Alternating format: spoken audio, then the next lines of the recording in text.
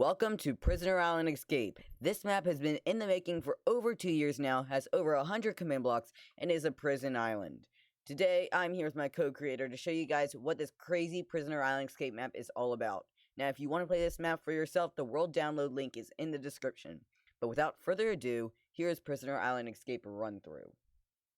Now, once you first leave the helicopter by pressing the button, there's a couple rules we need to go over first. First, no cheating. Second, have render distance set to at least 12 or more. And then fourth, rage quitting is always available, and to make sure you have fun. Now, part of the reason why this took a complete 2 years in order to make this is because we wanted to make sure this is something everyone could do. So we made 3 different levels of parkour difficulty for the 4 major parkour events you're going to have to face. And then there's an entrance parkour to make sure that you can handle the actual parkour difficulty you put yourself at. So if you're very good at parkour, you can choose a hard, or if you're very bad, you can do easy, and everyone can do it. Once you choose your difficulties and all your customizations you want, make your way all the way through the parkour to the very end. At the very top, at the very end, there is a warning. If you want to play this map more than once, maybe with your friends, copy it right there. But once you go through, it's uncopyable. So when you first make it into your prison cell, you'll find a book. That is a hint book, which if you're watching this, you're not going to need a hint book because I'll give you all the answers right here, right now. There's also a skull of your fallen inmate, which you can use if you want. It's all up to you. Now, in the toilet over there, there is some water bottles from the toilet. I would advise you to drink some of that because we need to make our way into the sewer system. For that's the only known way to get out of here. So just by drinking the bottle and emptying out the cauldron, we're able to make it out. In the sewers, if we take a right, we will find that there's a hidden passageway with a lever. If we flick the lever, it will open up the sewer system from another cell. Once we leave the cell, we have a little game of the floor is lava. If you touch the floor, you will die, but you can also open up your original cell so you don't have to go through this sewers every time. Like you see there, he did not jump, so he ended up dying and has to respawn. Now if we make all our way to the first room, which is going to be the construction room. In the construction room, it looks like it's under construction like it says it is, but also in one of the cracks there is a hidden stone button.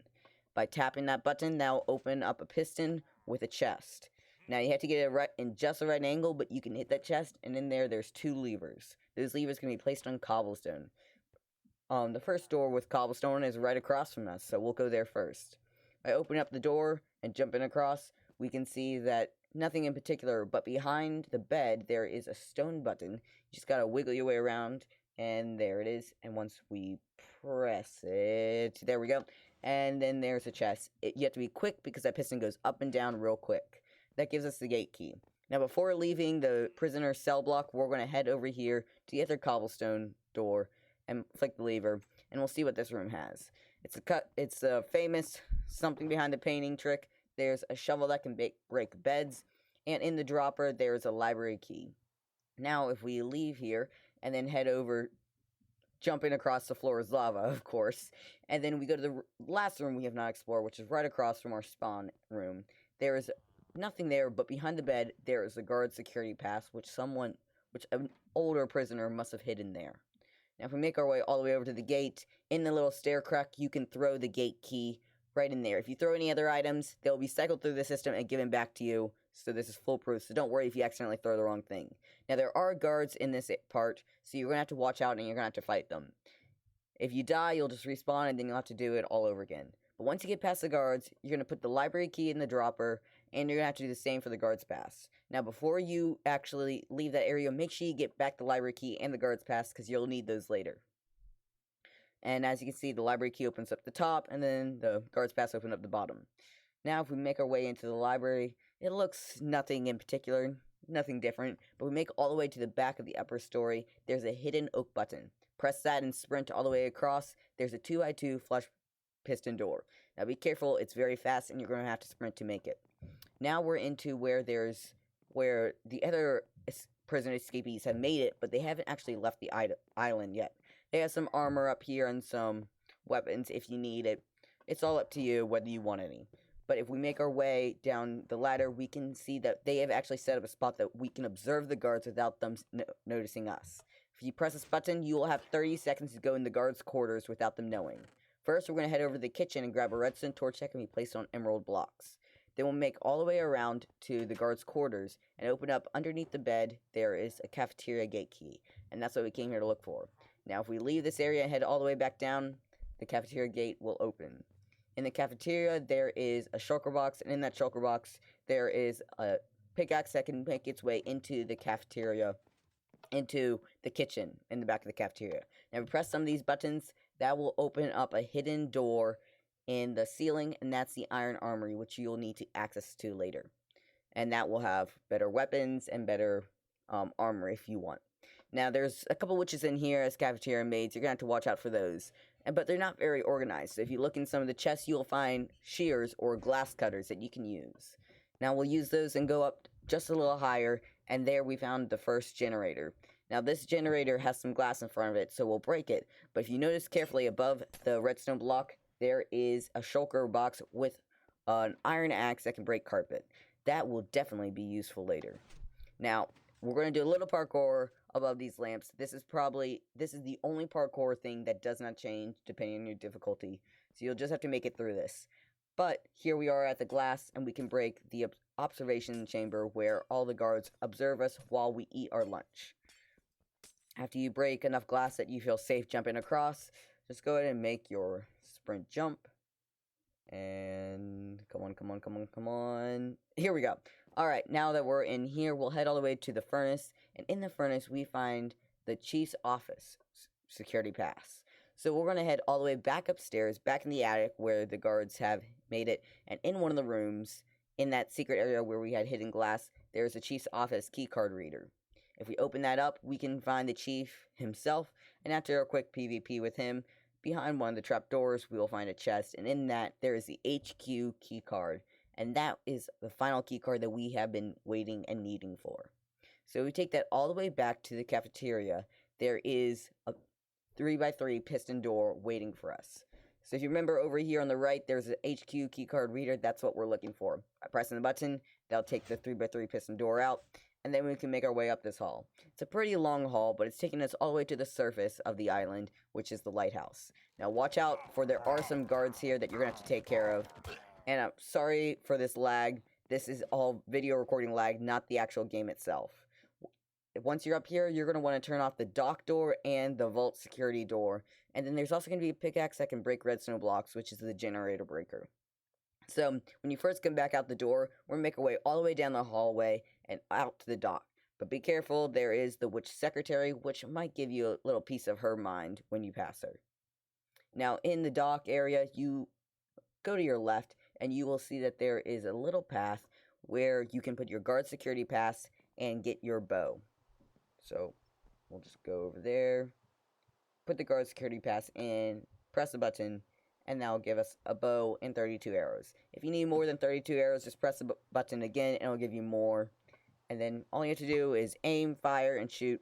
If you have more or less of these, that's because of your difficulty. This is just how many bow and arrow shots you'll have to make with normal difficulty. Once you get all of those, you'll get a lever that can be placed on Bedrock, which will help you later when you're up at the helicopter port. Now, first down here before we leave, there's the emerald block that we had a redstone torch to. We'll open that up into this generator room, and we'll break our first of 4 generators. If you remember, I said that there was a couple generators in this, and that will make more sense later, but we're just going to break those redstone blocks and make our way over to the iron armory.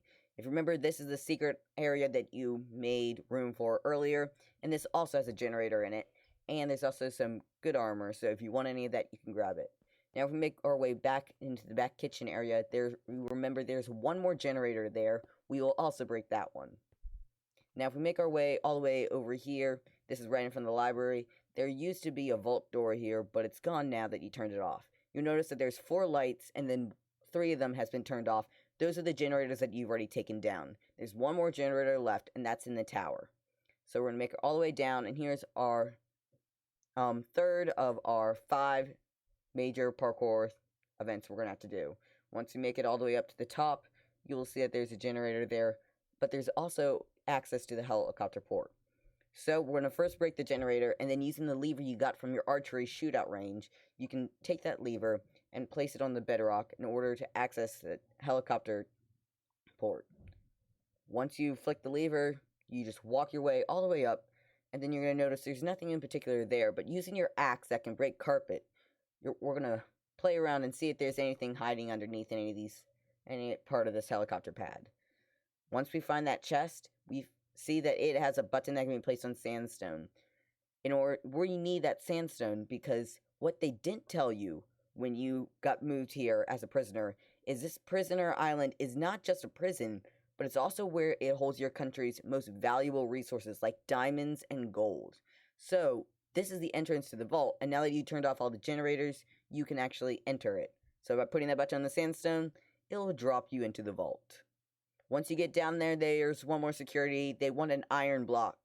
But you don't have an iron block, so you're going to have to go mining in this island. Behind you, there's some shulkers with a pickaxe that can break stone, iron ore, and coal, so you can smelt it up. Now, in case you didn't realize, there is a little bit of a texture pack on this, and the texture pack is on the iron block. That is the awesome texture I've learned how to make, and so on. Once you get in here, this is your second to last parkour feat. This is the major lava one. This is your major parkour that you're going to have to face the entire time. This has lava going from the ceiling. It has some spawn points, checkpoints, slime blocks. It has it all, and this is probably the most parkour intensive part of the map. Now, once you finish the entire parkour event, it will take you all the way up to the vault itself. When you get in, you'll see a chest. If you open it, you're going to get your wings of freedom, but you also trip the alarm. After arming yourself up with your elytra, you'll have to make your way down the hallway and to quickly do your final parkour event. This is probably one of the easiest ones, but you also have to do it quickly because the guards are coming after you. Once you make it to the top, you're going to take your wings and jump off of the tower. And then using your wings, you're going to fly all the way out to the ship that's been sent in order to take you back home. And if you fly perfectly well enough, you will end up landing bullseye on the target. Fireworks will go off. Parades will be going, and that is the end of the map, guys. So thank you guys so very much for watching. If you did like this video, please hit the like button. If you really like it, hit the subscribe button. But there is still one part of this map I have not shown you guys. There is a hidden Easter egg I put somewhere in this map. Now whether you find it or not, if you complete this map, in this chest I put a copy of the Easter egg. All you have to do is grab the Easter egg and then put it in this dropper and press the button, and